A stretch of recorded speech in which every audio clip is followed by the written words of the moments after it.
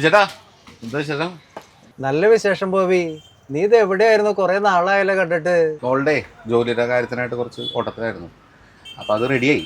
അപ്പോൾ അതിന് അവൾക്ക് നാളെ പോകണം. അപ്പോൾ അതിൻ്റെ കുറച്ച് കാര്യത്തിന് കുറച്ച് സാധനങ്ങൾ എടുക്കാനായിട്ട് ഇങ്ങനെ ഇറങ്ങിയതാണ്. അതിനെന്താ ബോബി, നീ ആവശ്യമുള്ള സാധനങ്ങളൊക്കെ നോക്ക്.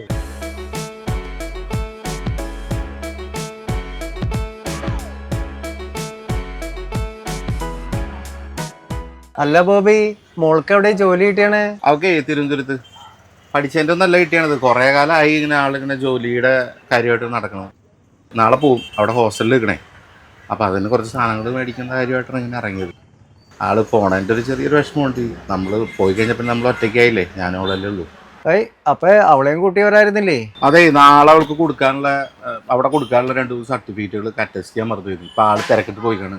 മോൾക്ക് കല്യാണാലോചനയ്ക്കും തുടങ്ങിയോ? ജോലിയായ സ്ഥിതിക്ക് ഇനിയിപ്പോൾ കല്യാണത്തിൻ്റെ ആലോചനകളൊക്കെ ഒന്ന് നോക്കണം.